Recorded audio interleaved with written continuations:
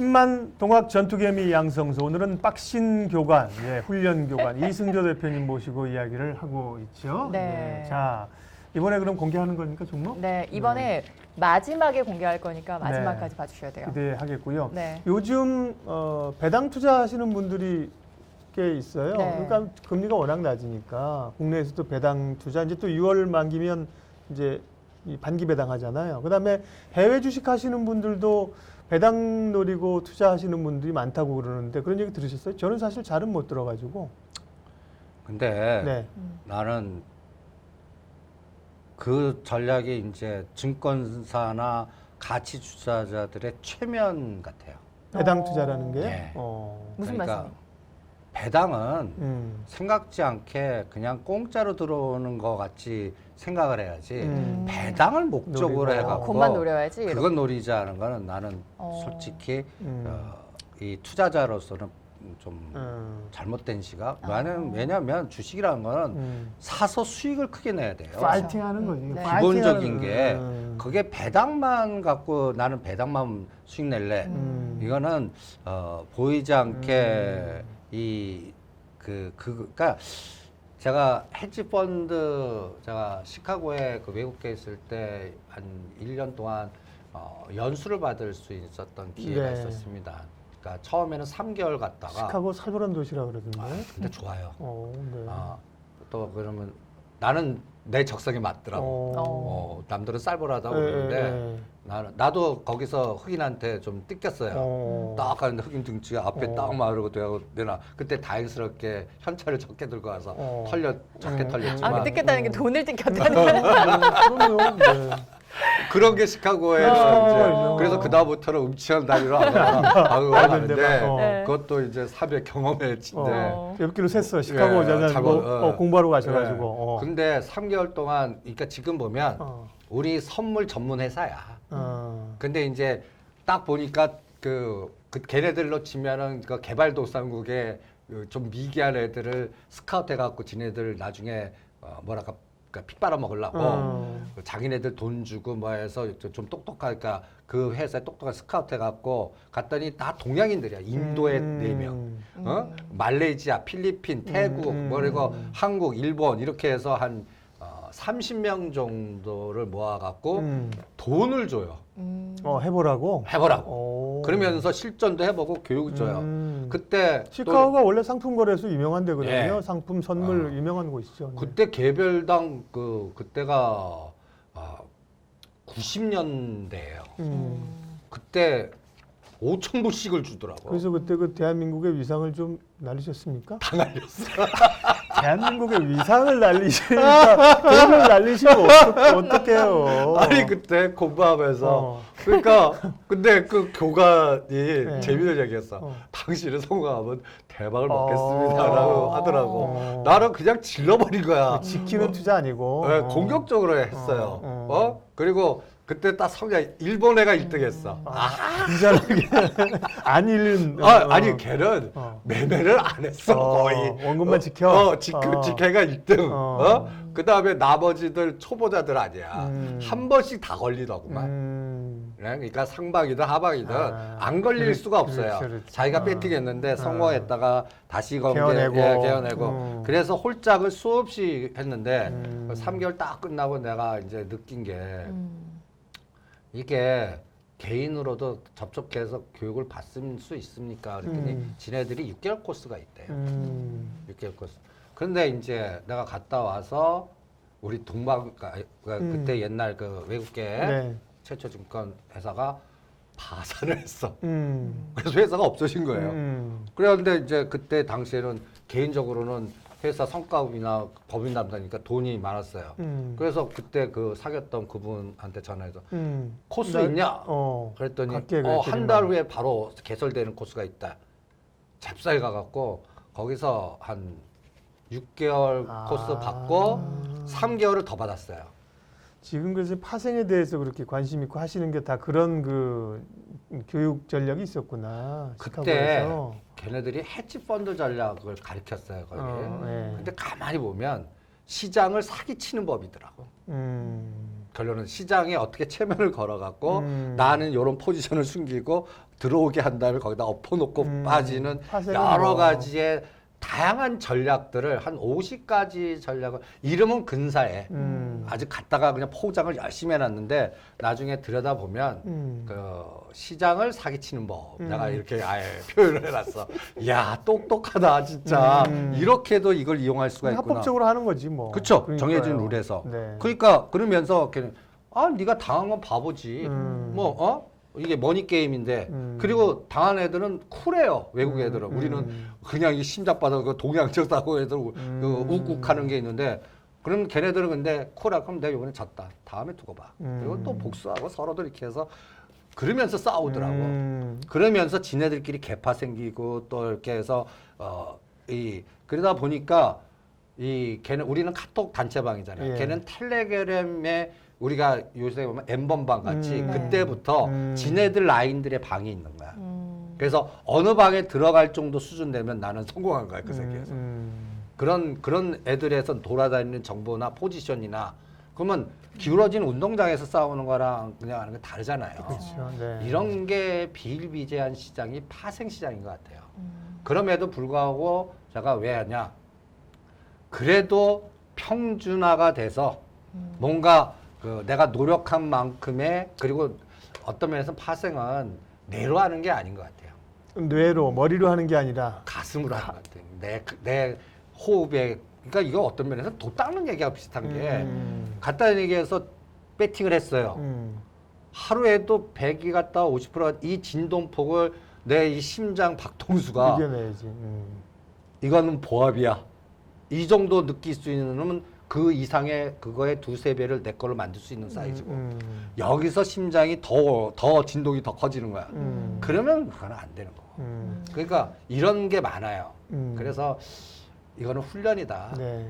훈련이에요 근데 그냥. 우리 왜 지금 시카고 얘기한 거지? 네, 저희가 배당 이야기를 하다가 파생 상품 뭐 그러니까 시카고까지 이야기가 배당 나왔는데 얘기하는데 네. 배당도 사실은 좋은 전략이긴 한데 네. 축구를 하려면 골을 넣어라 브라질처럼 이탈리아처럼 수비하지 말고 그런 거고 컨트롤하려면 쳐서 넘어뜨려라 피하다가 상대방이 진짜 힘 빠져서 쓰러져. 쓰러지게 하지 말고 이 얘기를 하셔서 네. 배당성 투자는 그리 선호하지 않는다. 파이팅하는 투자를 해야 된다. 이 말씀을 하신 거. 그래서 시카고까지 갔다 온 거고. 시카고 갔다 저희가 왔고. 사실 배당 이야기를 왜 했냐면 저희가 이번 회에서 집중적으로 이야기를 하고 싶은 게 사실 이제 배당이 그리고 지배 구조랑 좀 관련이 있다 보니 그 이야기를 하면서 삼성 이야기를 저희가 하고 싶었던 거잖아요. 배당하고 지배 구조하고 시장 뭐가? 관련 관련이 별로 없죠. 왜 뭐가 관련 있죠? 그러니까 아니, 네네. 지배 구조의 지배 중심이 배당은 많이 주죠 우선주라든지.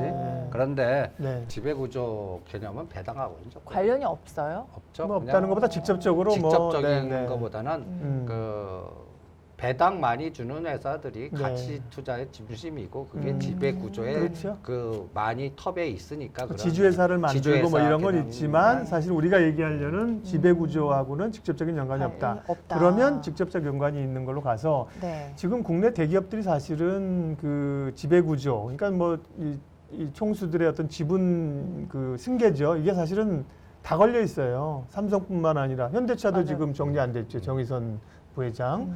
그 다음에 사실은 SK도 넘어갔지만 중간 지주사에서 지금 남아 있는 거고요. 한화그룹 이런 데도 또 사실 지금 정리해야 돼요. 이제 시작이죠. 그러니까 많은데 당장 현안은 그 어쨌든 5개 중에 하나 들어가 하나.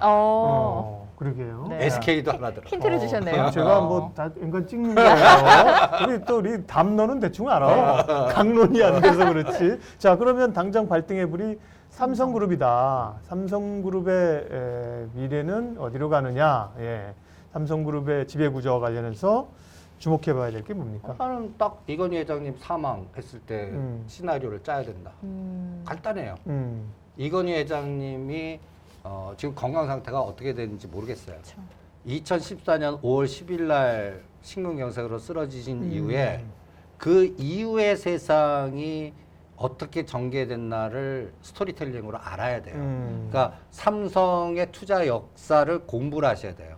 거기에 분기점이 2014년 5월 10일 전과 후예요.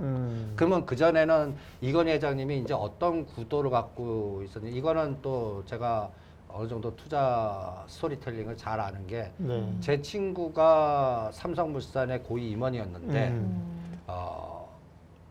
어느 날 회장님이 불러갖고 이제 이부진 쪽으로 가면서 도와줘라. 그러면서 이제 그 삼성물산의 건설 파트를 그쪽에 넘기면서 그때 구도로는 이제 지금하고는 사이즈가 좀 다른 100조 정도는 이부진 딸한테 줄 요량으로 삼성전자는 IT 200조 정도는 아들한테 그래서 주고. 그렇게 배분하다 보면 이제 삼성그룹이 더 큰 변화 없이 가겠다라고 생각하고 하는 그러면서 그림을 그렸는데 그리고 그 동안에 형성됐던 집사 이학수나 그 비서실 네. 그분들을 이렇게 자르려고 그러신 것 같아요.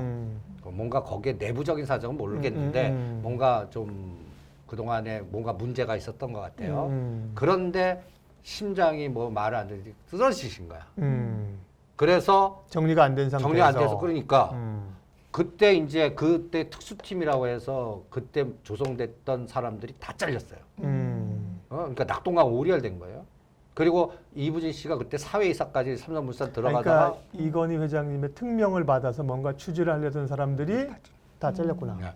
그러면서 삼성이 아니면 불가능한 음. 그 5월 달서부터 연말까지 음. 10조 이상 되는 두 개의 삼성 SDS 에버랜드가 급하게 상장을 시키고 그 뒤에는 그러니까 삼성 외국계 SDS랑 물산이요? 그렇죠. 물산? 아니 아니야. 삼성 SDS랑 에버랜드. 에버랜드. 에버랜드가 하나는 10월, 하나는 12월 음. 바로 직상장을 시키는 거예요. 그리고 거기에 JP 모간이라든지 이런 해외 헤지펀드 그 이해 당사자들이 낀 거예요. 그러면서 삼성 SDS는 시작한 상장에서 40만 원까지 거기가 고점이에요. 가람이 쫙 빠지고 그걸 담보로 해서 또 이재용 부회장이 그 자기 시드머니 키워갖고 오늘의 지금 지배 구조를 만들었고 그 다음에 에버랜드를 또 상장해서 이름을 싹 바꿔요.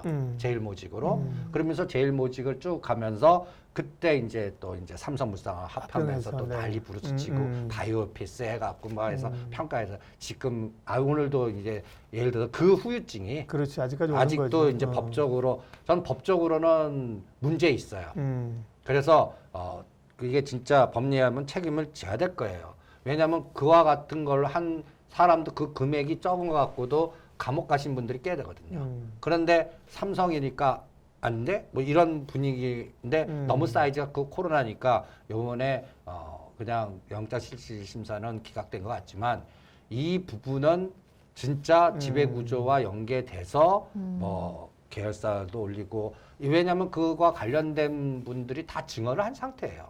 그런데도 아직까지 그게 해결이 안 된 상태예요. 이게 이제 매듭이 풀릴 것 같은데 저는 여기에 뒤에 JP 모간하고 그 이학수 씨하고 그 라인들이 있었던 것 같아요. 그래서 제가 가장 셀러리면서 부러운 분이 이학수 이분입니다. 거기에서 이제 파이프라인이 딱 고져갖고 삼성 SDS 일부 지분을 지가 받아갖고 개인 자산도 개인으로 많죠. 네. 1조를 받은 거죠. 어떻게 뭐 1조라는 걸 어떻게 했겠어요? 그러게요. 네, 그 다음부터는 이제 자식들을 다 싱가포르로 국적을 전환시키십니다. 그래서 지금 싱가포르에서 그 펀드를 운영하지 않나. 그리고 본인은 그 강남에 높은 건물 하나 사놓으셔갖고 이제 왔다 갔다 하시는 것 같고. 그래서 셀러리면에서는 최고의 성공인이죠. 그런데 그게 가능했던 게 이건희 회장님 쓰러져서.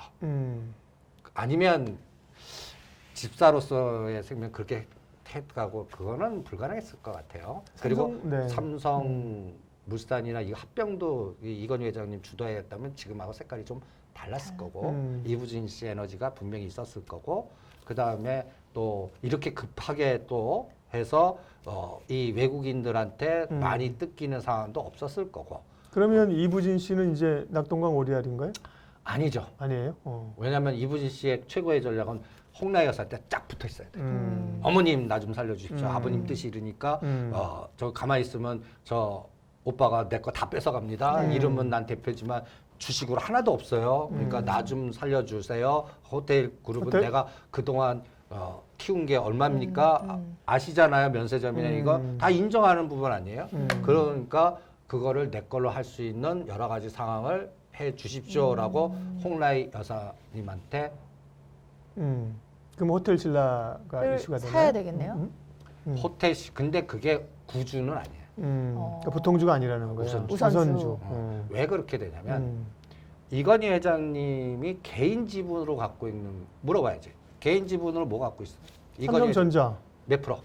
전자 한 3, 4%. 4%가 넘어요. 비슷하죠? 예. 생명. 삼성이면 생명 한 15, 20?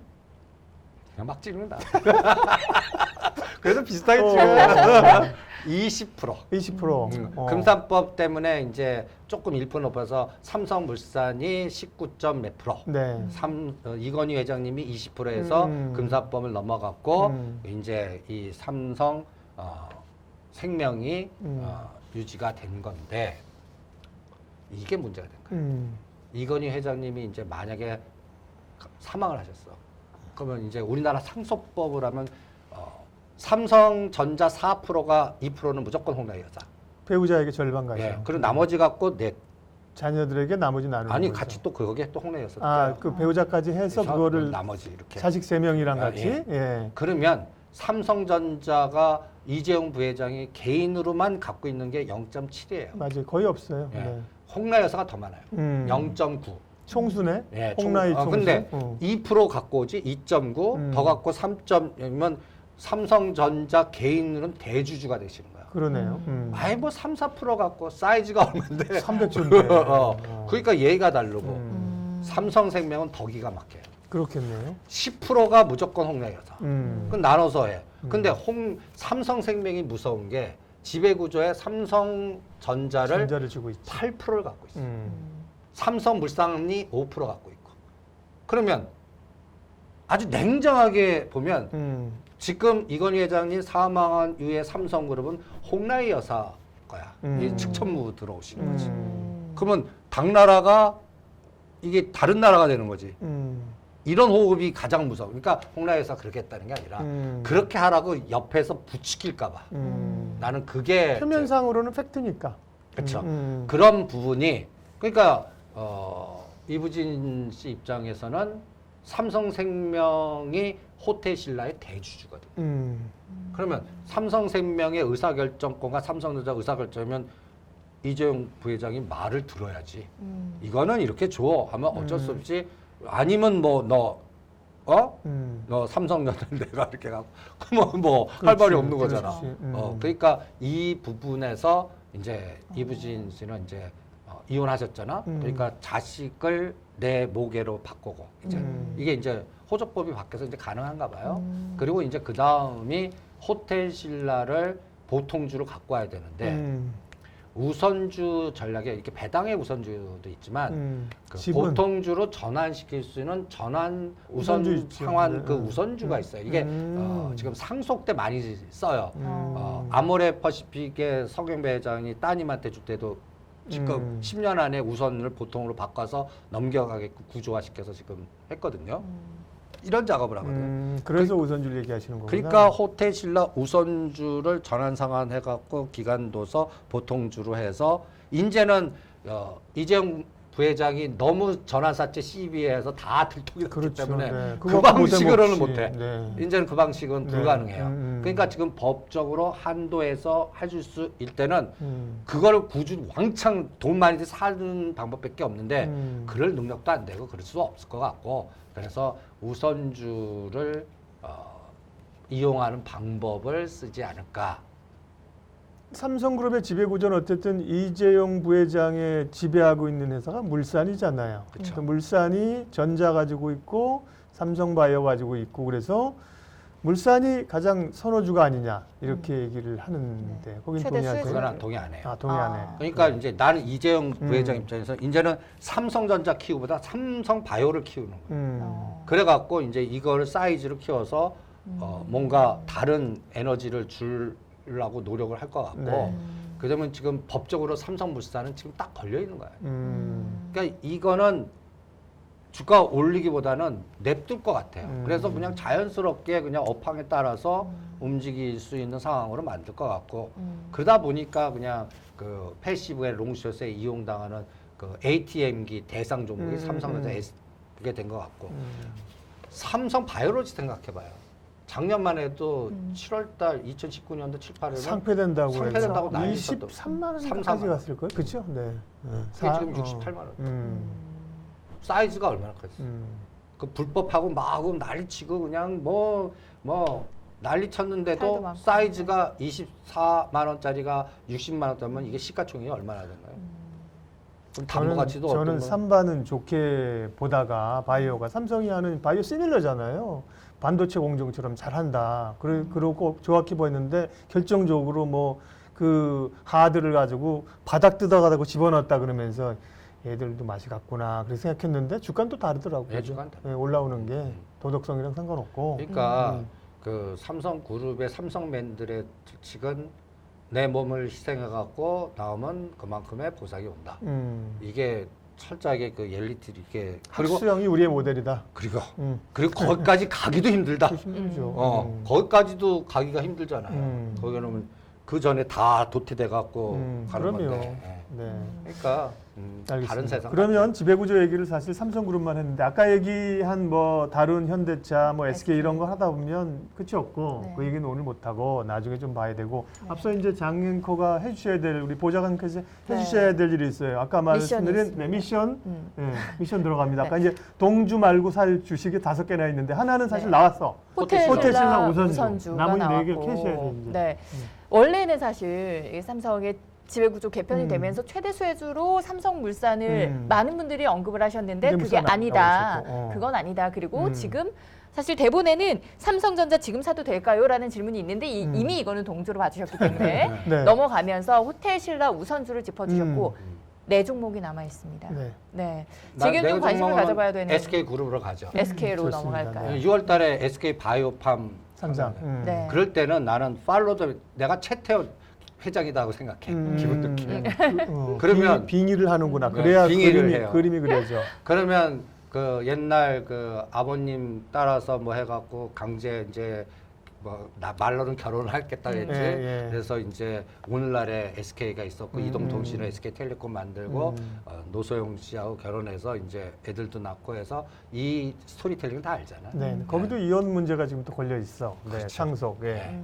그러면 나는 지금 그 노소영 그 관장님도 이혼을 저는 원치는 않을 것 같아요. 간단히 얘기해서 내 자식한테 가고 이 겉자식한테 가지 마라 이거지. 그룹의 승계가. 그러니까 이 SK 그룹의 성경 그룹일 때 기본도 이게 중요해요. 네. 왜냐하면 최종건이라는 선대 회장님이 그 갔다해서 그때 교복 만드는 회사예요. 박정희 대통령 이쁨 받으셔갖고. 근데 이분이 그 약간 보수 기질의 선경 스마트 교복이었나? 뭐 네, 이런 거 네, 있었어요. 네, 예. 맞아요. 우리 맞아요? 또 그거 어떻게 하세요? 선경 제가 그거 입었었거든요. 그 세대네. 네네네. 세대 차이 별로 안 느껴도 되는데. 예. 그래서요. 그런데 최종건 이 분이 일찍 돌아가셨어요. 그래서 최종현 회장이 맡았구나. 그래서 동생분이 맡아가는데 그런데 이제 노태우 대통령하고 인해서 한국이동통신 받고 유공 받아서 이 사이즈가 커지니까 라인이 어떻게 가요? 최종건의 직속 자제분인 최신원 이런 쪽으로 안 가고 최태원으로 가죠. 이게 진행하는 과정에서 SK 글로벌 사태 나오고 할 때 이 최종건 회장 직제들이 워커힐 호텔이니까 달라고 그랬어요. 이게 이거라도 챙겨. 근데 돈은 쪼개지 권력 쪼개지 않고 돈은 쪼개지 마라. 그러다 보니까 이 글로벌 사태 나오면서 이쪽 에너지는 더 죽고 최종건 이렇게 이분들 그리고 이제 그 최태원 쪽으로. 그리고 이때 이제 가장 전환점이 SK CNC를 상장시키면서 시드머니 만들어 갖고 망가진 SK CNC 3만 원에 상장시켜서 15만 원까지 올리면서 여기서 담보 가치 2만 담보 가치를 딱 거갖고 하이닉스를 SK를 붙여버린 거예요. 이걸 제일 잘하신 것 같아요. 그래서 오늘의 SK 하이닉스 SK 그룹이 있었다면 그러면 그때하고 사이즈는 다르거든요. 다르죠. 네. 예.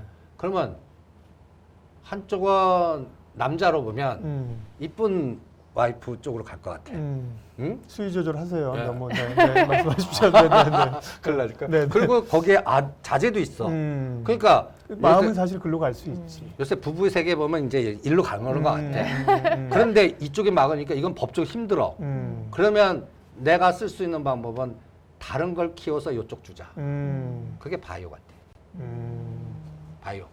그러면 이제 저를 안 건드리는 거야. SK 하이닉스, SK 텔레콤 이제 이건 건드릴 수도 없고. 그렇죠. 그러면 이쪽 그냥 여기도 내 자식인데 이쁘니까. 주고. 그러면 이쪽 하면 여기도 이제 무마시킬 수 있고. 새로운 캐시카우를 만들어서 캐시카우를 만들어서. 주고. 그럼 캐시카우를 만들 수 있는 게 뭘까가 중요할 거 아니에요. 예. 그게 SK 바이오팜. 그럼 바이오팜 하면 무조건 접으세요. 상장하면요. 예, 상장하면. 그 다음에 약간 뚱딴지 같지만 네. SK D&D를 추적을 하세요. SK D&D. 음. 지금은 부동산 연결고리 디벨로퍼 해갖고 뭐 부동산 자사개발 D&D 거기죠? 예, 네네. 부동산으로 착각하는데 거기를 이제 새로운 호흡에 막 집어넣는 거예요. 새로운 지주회사 그게 바이오. 격으로 만드는구나. 바이오. 음. 그래서 요거는 요쪽, 요렇게 저거는 저쪽. 저쪽. 어. 그래서 SK D&D 바이오팜 요게 이제 그 하나 SK 그룹의 거예요. 네. 그러면 또 다른 그룹으로 넘어가나요? 녹십자 그룹. 녹십자. 재밌다. 이게 다 인간의 탐욕과 연결돼요. 녹십자 그룹도 지금 대한항공이 그 지금 뭐 형제들 간에 또 형제 그 자매들 네. 간의 그 네. 싸움. 예. 그 막장보다 더한 막장이 2013년에 있었어요. 녹십자에서요? 오. 예. 기억 안 나요? 잘 모르겠는데 녹십자는죠. 그러니까 사람이 자꾸 네. 망각한다고. 그러니까. 10년 전이라 2013년이니까 10년은 안 됐지. 10년 가까이 되죠. 그때 이제 그 노태우란다. 이름이 녹십자 그룹? 허영섭 회장님. 어. 그 녹십자 회장님이 사망을 하신 거예요. 네. 그런데 그 이름이 저도 까맣게 허성수 그때 부사장님이 장남이었을 거예요. 이분이 어머님한테 대든 거야. 아버님 그 유언은 이게 아니다. 조작됐다. 그러면서 방귀를 들면서 어머님하고 붙어버린 거예요. 기억이 살짝 나는 것도 같네. 네. 그런데 이 녹십자 그룹의 그 허영섭 이 라인이 한일시멘트의 라인이에요. 그 한일시멘트의 그 최초 회장님 이름은 까먹었는데 거기에 5 형제가 있었어요. 그러니까 허성수에 보면 작은 아버지 뻘들이죠. 여기에 위원회 형태로 된 거야. 가족회의. 그래갖고 법원에서 이 부사장님을 경제적인 그 뭐랄까 한 걸 다 아웃시켜버린 거예요. 박탈시켰어요? 네, 그래서 검색해도 잘 안 나와요. 그러니까 엄마한테 대들었는데 가족회의에서 그냥 뭉개져 버렸구나. 그래갖고 잘랐구나. 지분도 강제 매도되고 모든 게 달고 이제 본인도 하다가 하니까 이 허성수 그 이분 믿고 달라붙은 사람들 다 낙동과 오리알 되고 그러면서 이제 차남한테 간 거야. 차남한테. 그러면서 이제 그 두 분이 이제 녹십자를 운영하세요. 그런데 이 가족 회의 때 원건 필요도 없어. 원건 다 말아버렸어. 지금. 뭔가 없는 이야기예요, 네. 사실. 가족 회의 때 막내인 오남한테 야 네가 녹십자 맡아라. 그리고 우리는 모감 연구소라든지 이런 거를 그 뭐라 그럴까 약간 저 에버랜드가 삼성 지주회사를 만들어 버린 거야. 예. 연구소인데 걔네들이 녹십자 홀딩스를 최대로 많이 갖고 이렇게 지배구조를. 그래서 위원회 시스템으로 만들었어. 근데 이제 오남이 딱 맡았는데 이게 보니까 이 시멘트는 사양사일 것 같고 내가 이것만 잘 키우면은 뭔가 해서 그때부터 녹십자 지분을 계속 확보한 거야. 그러니까 어떻게 돼요? 허영섭 아니 그 자제분하고 작은 아빠 간에서 이제는 그 녹십 그렇게 또 이제 구도가 경쟁 구도가 돼버렸구나. 이렇게 된 거예요. 재밌네요. 여기도 예. 그러다 보니까 나중에 어떤 상태가 나면 요 상태 파이가 적으면 여기도 또 다시 칼싸움이 나오는 거예요. 근데 지금 이 녹십자 그룹은 머리를 잘 쓰는 것 같아요. 자꾸 지분 투자를 해요. 그래서 요번에 마스크 하면은 M 못 썼어요. 95예요. 응? 근데 앱에 병원 맛 약국 플랫폼에 똑딱이라는 앱이 있고 굿딱이라는 앱. 앱. 어디서 마스크 파는지 네, 어플리케이션. 네. 이거를 병원 플랫폼, 약국 플랫폼이잖아요. 음. 녹십자가 이걸 잡아먹어요. 그래서 그래서 병원 플랫폼을 구축하려고 그래서 한쪽은 유비케어고 한쪽은 케어랩스야. 근데 이거를 녹십자 웰빙이 녹십자 헬스케어가 해서 자꾸 이렇게 가서 파일을 키워요. 이게 왜 이럴까요? 작은 아빠와 지금 녹십자 이제 그 어머님의 아들 차남 약간 오남. 예. 그리고 이쪽 뒤져보면 그 작은 아빠 오남의 그 대표 회장님의 다자가 이름 까먹었다. 똑똑해요. 굉장히 똑똑해. 능력도 있고. 지금 녹십자의 이사직이 그러니까 어때요? 대표하고 이게 이제 또 SK그룹 생각 안 나요? 그러네요. 그러니까 내 입장에서는 이 라인으로 가서 하고 싶지. 그건 절대 안 되지. 그러다 보니까 이것도 파이가 키워서 하는 게 병원 플랫폼. 그래서 유비케어 요번에 3,000원짜리가 13,000원 간 에너지가 다 여기서 나오는 것 같아요. 그럼 녹십자는 녹십자하고 녹십자 홀딩스인가요? 아니에요. 밑에 거를 키워야 돼요. 홀딩스는 그건 자영으로 나중에 빨아먹는 거고 그러면 밑에 큰 게 케어랩스, 녹십자, 웰빙, 녹십자 MS 약간 밑에 단. 그러니까 지금 셀트리온이 합병되게 해서 셀트리온 제약이 나쁜 걸 키워가고 똑똑해서 합병비를 맞춰서 뻥튀기 하듯이. 그러면 셀트리온이 가장 희생양이 되고 2만 원짜리 셀트리온 헬스케어가 지금 10몇만 원까지 가는 이 에너지 같이 항상 어떤 걸 쪼개고 할 때는 나쁜 거를 키워요. 그래서 좋은 거하고 붙여요. 거의 뭐 옛날에 1대 10이었는데 이제 1대 2나 1대 3까지 거기다 막 좋은 떡을 주거나 막 이런 개념이 녹십자에 있어요. 그러면 거기는 뭐 해야 돼? 거기 녹십자, 웰빙, 그 지분 그 병원 플랫폼을 키울 수 있는 그런 것들이 또 하나. 녹십자 얘기는 저는 잘 못 들어요. 그동안 이제 무슨 뭐 신약 개발이라든지 이런 쪽으로만 봤는데 다 신약 개발로 가는데 지배구조가 또 이렇게 지배구조. 그러니까 이 지배구조하면 다 인간의 탐욕으로 보라고. 팔로우 더 맨. 그래서 내 세대가 죽을 명언이 다음에 네. Follow the man. 그다음에 뭐라고 그러지? 무슨 팔로우 더 머니. Follow the money. 네, 사람을 이게 쫓아가면 돈이 보인다. 그러니까 살로콤즈가 돼서 앞에 보이는 것보다 사람을 추적하다 보면 이에 당사자들의 탐욕들이 나와서 앞은 이렇게 보는데 실제는 조금 저게 정답. 그러니까 그런 걸로 하니까 녹십자 그룹 지배 구조도 그게 이제 세 번째. 그러면 호텔 신라, SK D&D, 녹십자 웰빙 뭐 이런 게 나오죠. 네. 그러면 한화. 다 얘기 하냐 결국은 시간 우리가 그죠? 한화그룹. 한화. 오늘 한화그룹이 우선주 상한가 치고 막 난리쳤죠. 그거 뭐 저 수소차 뭐 니콜라. 수소 버스인가 상장해갖고 대박 났다면서요? 네, 니콜라.